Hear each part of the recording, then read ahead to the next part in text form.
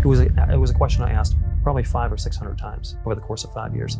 And the answer consistently was, I don't know anyone like that. Now, these are people that knew lots of members of parliament, but they couldn't name for me one member of parliament who they were confident could get a fellow peer in the United States up in the middle of the night, as opposed to them learning about it in CNN the next morning.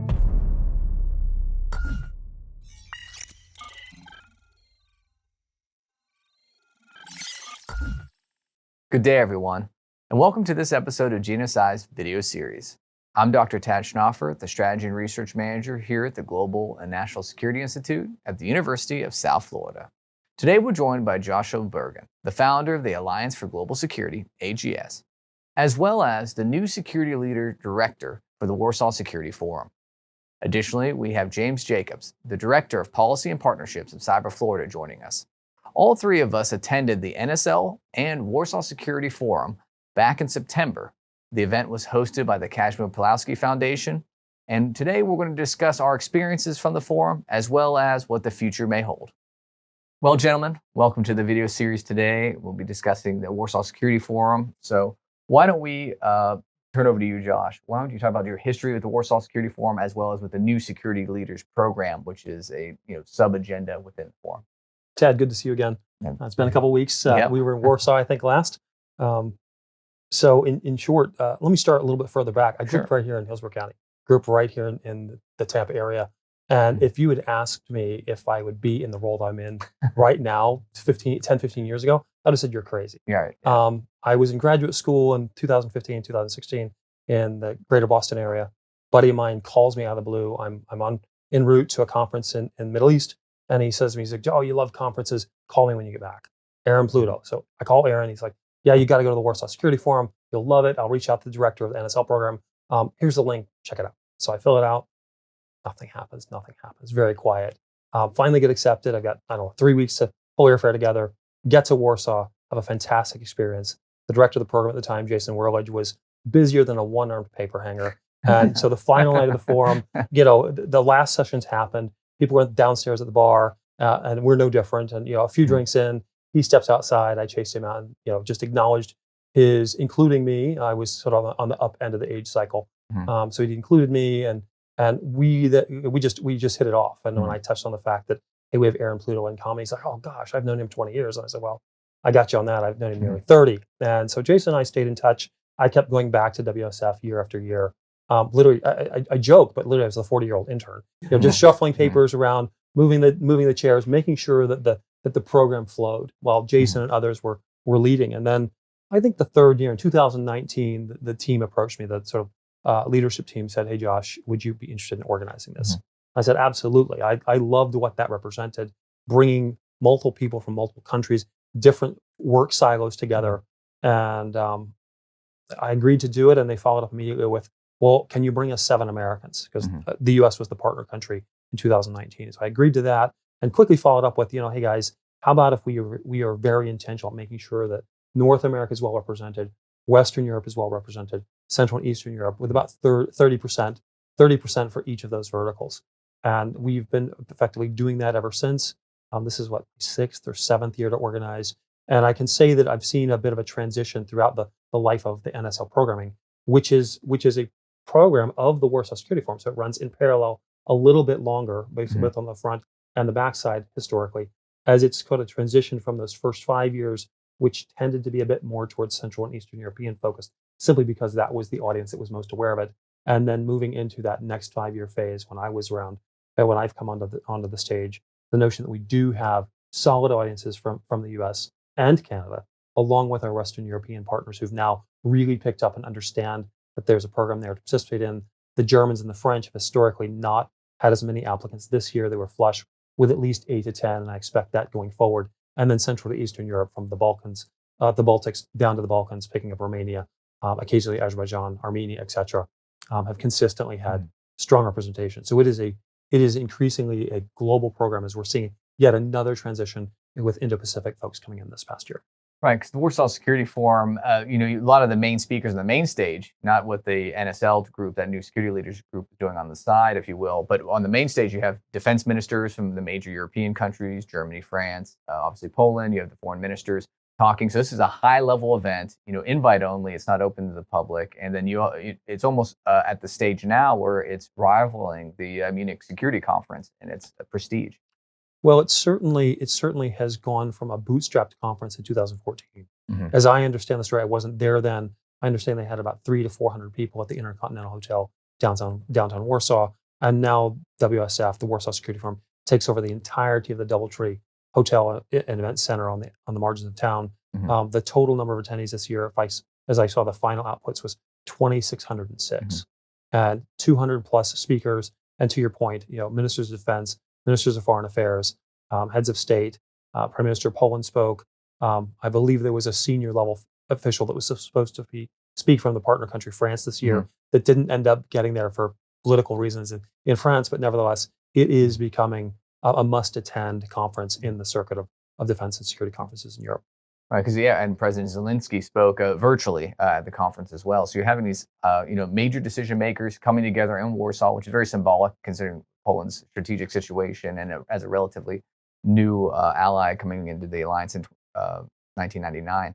So looking at the new security leaders program first, this typically happens a little bit before. It's a group of, typically people who are about mid-career in their security program. I'd say the average age is 30, About so 30. mid-career. Right, about mid-career in the security program, and they're looking to get that exposure. They're looking to get some, very, not one-on-one time, but very close interactions with these decision makers. So why don't we go over to James? What did you think about this program, new security leaders program? Well, I can't let the moment pass without revisiting the 40-year-old intern comment. I'm pretty sure that if you look at my business card, it still says I'm Tad's 40-year-old intern. Well, so it's funny. takes one to know one. Yeah. Josh and I actually, in our story of how we met, was very similar. Shared mutual connections. Hey, you need to meet this Josh Bergen guy. She knew I'd come over to Cyber Florida to run our policy shop, and met Josh. Tons of mutual contact or connections through our work and our lives here in Hillsborough County. As an individual, I think the world of you. We quickly became good friends. And he threw this program down in front of me and said, you need to check out this NSL program that I'm engaged in, New Security Leaders. And I'm like, running joke, I've done a couple of these with GNSI now and then over at our Cyber Florida properties, is I'm the least tech savvy millennial you'll ever meet. It's always hilarious when I wake up every morning and I still work at Cyber Florida. But one thing I have learned drinking from a hose in my time at Cyber Florida, running our policy shop, is how cybersecurity uniquely fits within the context of what is national security. But what I learned through NSL, which was obvious probably to a lot of people that were engaged in the program, but was so new to me and made me so much more effective at the job that I do at Cyber Florida and really inspired me to move forward, is that larger context piece. I knew it in theory, but to see it up close, not just the cybersecurity component of national security, but national security as a whole and how Cyber Florida or how cybersecurity fits into that. It was so impactful for me because it drove it home. As Americans, it's so easy for us to feel removed from what's going on in Europe. But when you see it and you meet people and you become friends with people and you're colleagues with people who are dealing with these threats on a daily basis, and it's so much less theoretical to them, you see the urgency. And it really helps you frame, to bring it back down to the micro, our work at Cyber Florida and shared work that we do with our sister institute, GNSI, what a big deal it is, how important our work is. Not just to, mainly our work has consisted of critical infrastructure security within the state of Florida, which is extremely important, but how that plays a role internationally on the world stage. The small water utility in the middle of Florida matters to the national security of the United States. It does. It does. James, I'm glad to hear you say this. Tad, if you'll allow me to jump in here. Of course. What you experienced is by design.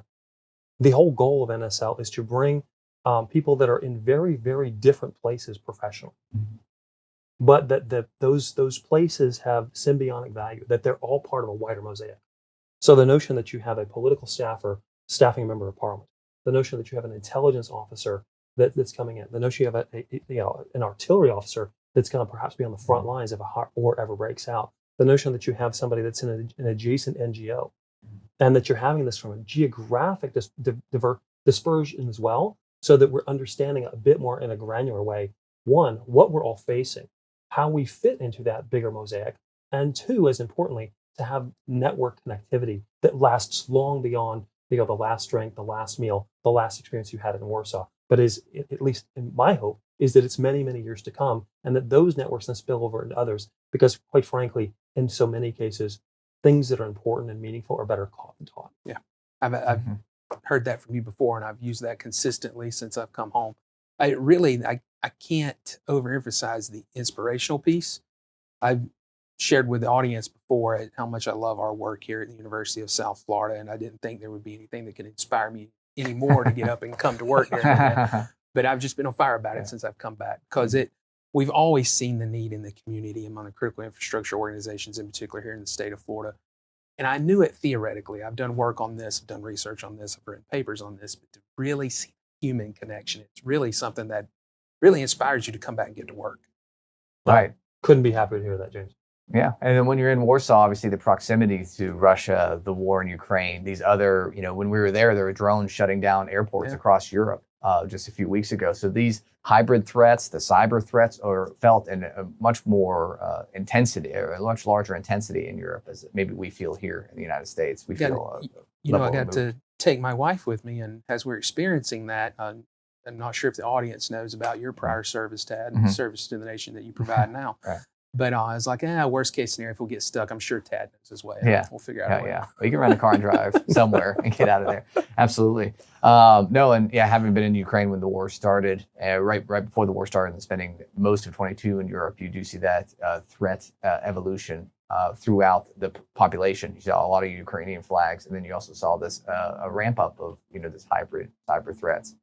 Whether that's attacks like the Polish stock market we saw in 2020, or these other vital functions of society. So it's not just critical infrastructure, it's the vital functions that keep society running, which is pretty scary. And it's great to see that at a forum of this size with such key leaders, these issues are being discussed.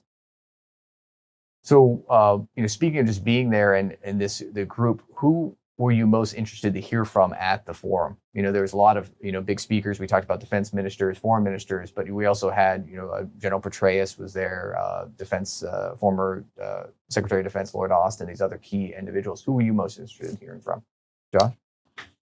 So I have, had the distinction of organizing those various voices. Sure. And General Petraeus has always been incredibly generous. I can't speak highly enough of him and his staff, particularly Leslie, for making sure not only to schedule it, but to protect that time with NSL. As I'm thinking, though, in sort of those that I was looking forward to hearing speak beyond Petraeus, Lieutenant General Piotr Blażusz, who had previously been at Eurocorps, was just stepped out of his role leading Eurocorps, was somebody I was looking forward to. He was incredibly well rated last year, and I just loved the way he was able to synthesize both the strategic, the tactical, and the personal, weaving a very clear thread through his narrative to the audience around the things that were meaningful at top level, the operational needs, and how you personalize that into your own individual life. And I'll tell you guys, that was the first session on Tuesday morning. It was at 10 a.m. It wasn't at 9. And we still had a bit of a trickle of people showing up late. And after it was over, he gave me a bit of a hard time, said, a measure of leadership is making sure people are on time. Yeah, of course. Yeah. And if you're on time, you're already late. You're early, you're on time. That was a good little stick and twist. I took it, and I just had to, because that was my role. But nevertheless, I'm grateful for him and his repeat engagement with us, and look forward to hearing him again in the future. And I touch on one last one. Dr. Xu from Taiwan, again, was one of the best rated, somebody who's able to speak to a part of the world that most of us, no matter where we're from in the Western Hemisphere, are just not familiar with. And his ability to communicate, his in-depth knowledge of the security questions that are there. I was delighted that these three guys, among others, Jonathan Salva was a bright light, and somebody that given her personal history and the legacy that she carries on behalf of her father, so many of our voices this year. In fact, we did not have a gap in speakers. I take that back. There was one gap in something like 20 slots over the two-day period. So we had so many speakers this year. It's hard to really pick and choose, but of those that were there, those four kind of stand out to me at the moment. Excellent. James, how about you? Whether on the main stage or within the NSL program itself? I would largely agree with Josh's assessment. It's really hard to pick. Going back to the theme of being inspired, so many of them were very inspiring to me. In particular, once again, the audience knows a little bit about my background. being a Politico, I've had the opportunity to work with many great leaders. I've had the opportunity to be around many great leaders, folks people see on TV every other night. So the star power there was a bit lost on me. But when I get around folks that have served in militaries at such high levels of leadership and have that kind of stature and get an opportunity to listen in and learn from them, that's always hugely impactful to me. So a lot of the military leadership from the various NATO nations. But because of my background, I spent many years as Politico. I couldn't help but fanboy out a little bit over General Petraeus. I'd wanted an opportunity to have an audience with him most of my adult life, so being able to hear from the general was incredibly powerful. Marvelous. Yes, yeah, no, and again, as we noted, a lot of high, influential people there at the event overall. So why don't we look at, now that the conference is over, what was the major takeaway you felt you came away from the conference after hearing all these defense ministers speak, foreign ministers from various countries around Europe, and America, General Kellogg was there, speaking the American perspective in negotiations with Ukraine. So what was your major takeaway? What was the major overall feeling you walked away with? Tad, in truth, it's the same feeling I've come away with from the start, which is there is a higher likelihood of a major hot war in this world than we've had in our entire lifetimes up until now. It's what gets me up every day as I think about the world I want my children to inherit. It's what drives, in my view, that critical importance of bringing people together, so that if that sort of a conflict would ever take place, they have a network of people to reach out to. Because we already have the hot war in Ukraine. I So mean, it's there really, is one in Ukraine, right. and yet it's fairly limited in scope. But the notion of a big hot war is something that it doesn't keep me awake at night, but I'm very much aware that it's possible. And it's not going to be the sort of war that we've seen in the past, because there'll be all these new elements. Cyber is something touched on, disinformation at scale, not things that are being done in print, but things that are being run through small networks on social, small networks on WhatsApp or Signal or whatever applications we're using. And so while I didn't come away with a specific sort of thematic message, I did come away with just the urgency. I think you touched on that earlier. The urgency that it is to connect worlds, to help people understand their role within their current space, how that contextualizes to a wider audience, and how it might require them to step up and speak up in a way that might not hit the current SOP. It might not hit the current standard operating procedure. However, it may be the sort of thing that makes a difference. We go back to old lines that we've heard before: for want of a nail, the shoe was lost; for want of a shoe, the horse was lost; for want of a rider. We can go through to that end. That notion that the nail at the right point, or the voice at the right moment into the right ear, can be a deciding factor that could prevent the sort of escalation of big global conflict. To me, this is what drives the work. It's been my consistent takeaway from my first attendance to WSF and continues on. I like how both of you sort of touched on the regional perceptions and the regional awareness that higher levels of urgency in Central and Eastern Europe. Having spent time there in recent years and with colleagues, we've had conversations over and over again about Russia as a threat.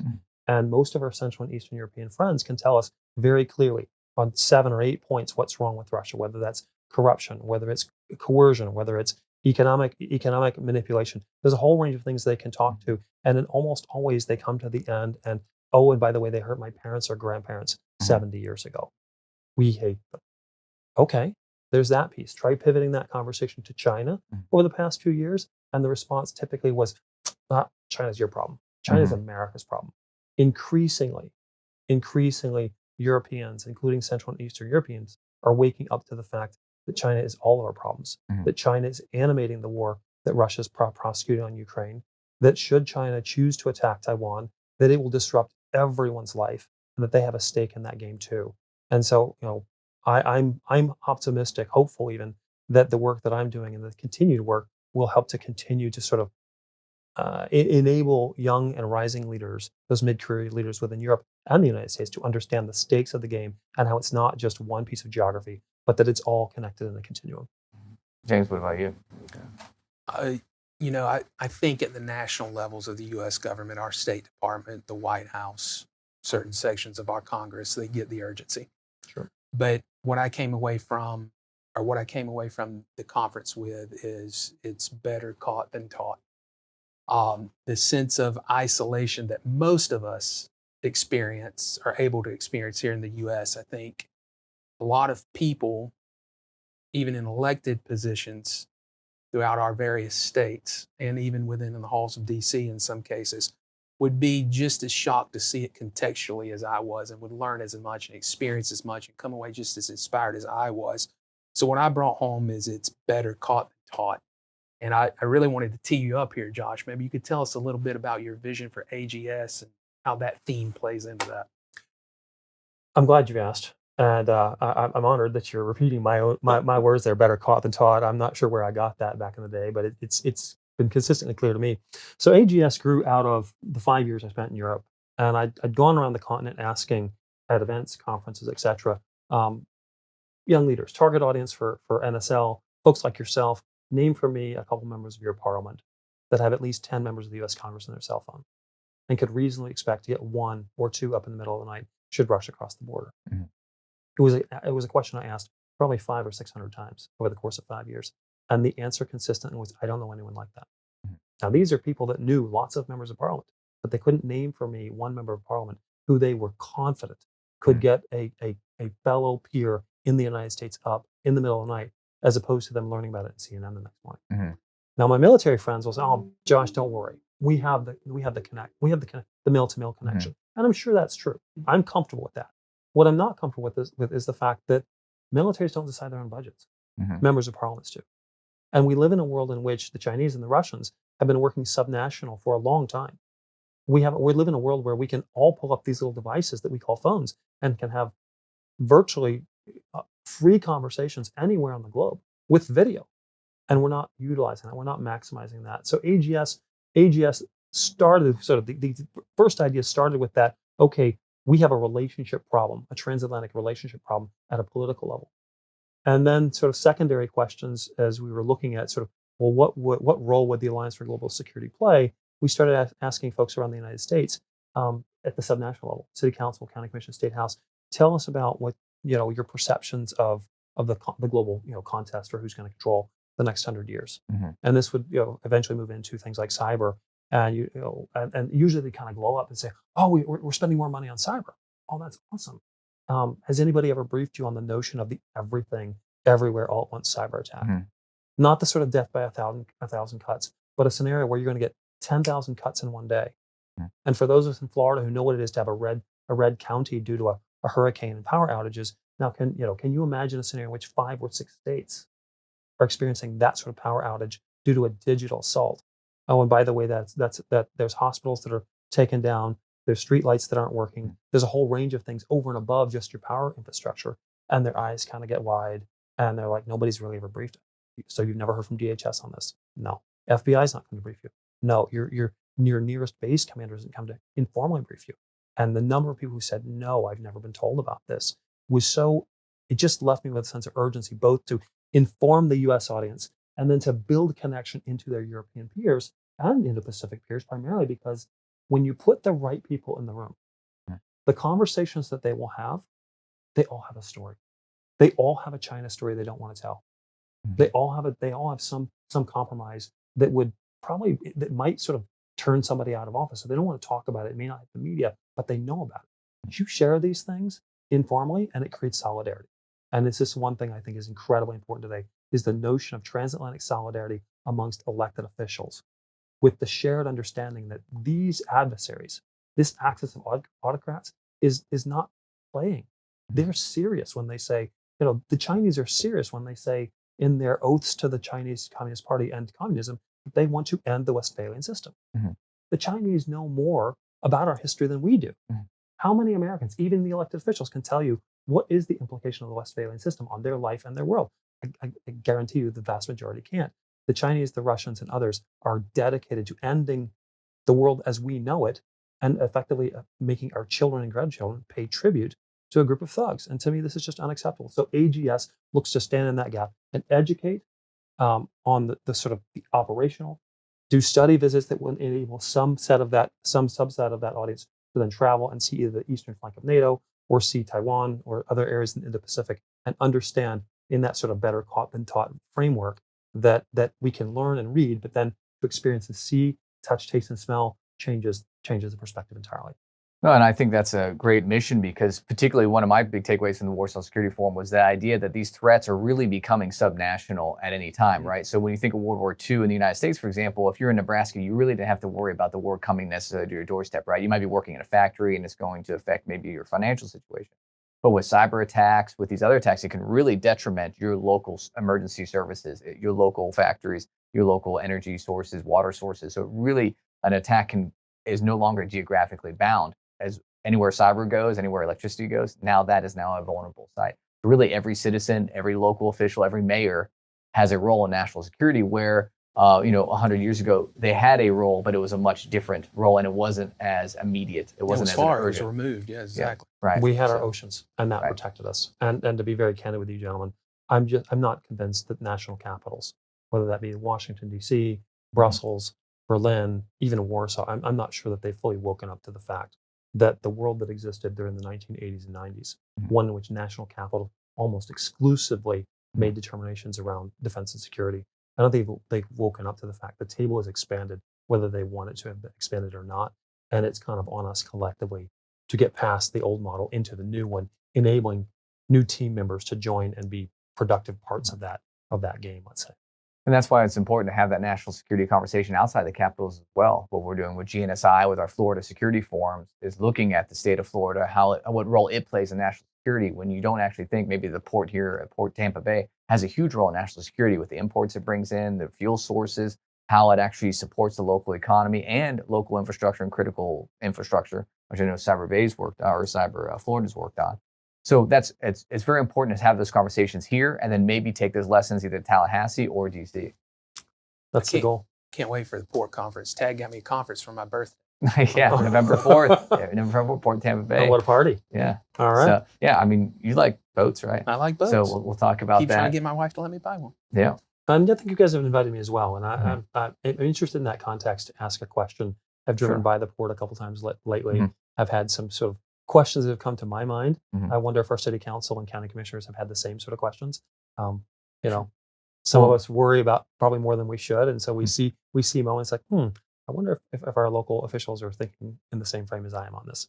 We can definitely see the conversation increasing, and we're hoping with the Florida Security Forum to get those dialogues between the mayor's office, between the port authorities, between the state legislators, because it's not just enough, to have a great policy. We saw this in Warsaw and other nations' capitals. You might have a policy that can solve a national security issue, but if you don't have the legislation, the legal backing, and the financial backing, it never gets implemented anyway. So it's not just about coming up with a solution. It's coming up with the solution plus the support, whether that might be votes, whether that might be money, whether that might be the legalities of it through the national or state legislator. It's interesting, Tad. Having had conversations now around the country, it's amazing to me that there's similar discussions taking place in various states. And I'm excited, one, AGS intentionally chose to be in Florida as opposed to DC or another state, because we saw the leadership that Florida's bringing. And we also see that other states are working on the same and perhaps don't have the financial wherewithal. They may not be that far ahead in terms of thought leadership, but there are always smart people in these places that are trying, that understand, even if it's just a small number of people. And part of AGS's work is to go beyond the borders of Florida and to include other legislative folks from around the country. So the notion that legislators will begin to convene in Tampa on an annualized basis, not creating a Warsaw Security Forum, but still a venue, an event, a convening where it's better taught sort of scenario. I'll come back to that notion of Europe. I for a long time had argued to nation state leadership in Europe, hey guys, you should be inviting the rising but junior, the person who's going to be in Congress 3 to 7 years before they get there to your country. And I'd had that conversation enough to the point where it actually scared me that somebody might say, okay, Josh, who's the 50 people we should invite? And so a good piece of AGS's work is to identify out of the 7,500 state House, state Senate members, and then look at the lower levels.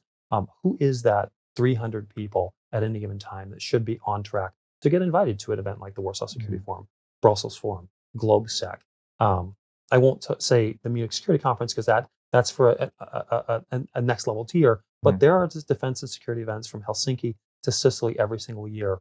And frankly, these groupings are not thinking to invite subnational elected officials in the United States state house, state senate, mayor, city council members. But I think if we start creating that list and creating those linkages, those events will invite them, and our American sort of junior but soon to be elected to Congress officials will come away with a much better understanding. Like you said, caught versus taught, and will take that into their legislative work at the state level, but then also carry that into their time in Congress as opposed to getting there completely green on these topics.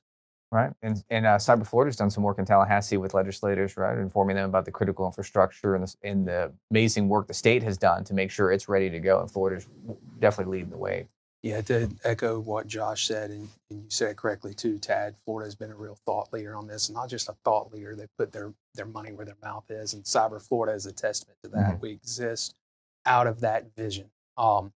And we've tried to live up to that expectation. And we have been able to be a resource to legislators in Tallahassee and even outside of Tallahassee, local electeds, especially in that critical infrastructure space, but across their entire enterprises. And we've got tons of programming that folks can check out on the website where you can engage with more our resources, especially if you're in that local elected space. There's tons of stuff there for you guys. But yeah, we're happy to do it, proud to do it. And it's, as I've said a couple times now, I came back home even more inspired to get back to work and do more of it. So, well, that's excellent. Why don't we, wrap up, looking forward? So, what are we looking at for the Alliance for Global Security (AGS) and its upcoming events, and then how about the Warsaw Security Forum, next year? So, I'm proud to be able to tell you that we laid out a vision through AGS about a year ago, and had 4 key objectives, and we have successfully achieved 3 of those to date. Right. The fourth is probably the most ambitious, and that is to host a conference here in Tampa in April of this coming year. The notion of that the attendee base would be elected officials, state house, state senate, city council members, county commissioners, mayors from across North America, but also a European and Indo-Pacific overlay of participants as well. That notion that we bring these people in the right space, and they will teach each other while they're being taught by some seniors on the stage, and leave with a relationship set that empowers them and strengthens them for a decade to come, in the same way as NSL. It's a scaled up version of NSL. NSL will continue next year as well. I see WSF more generally going from a regional conference to then sort of a transatlantic conference into more of a global conference, as we saw this year a strong representation from the Indo-Pacific out of Taiwan.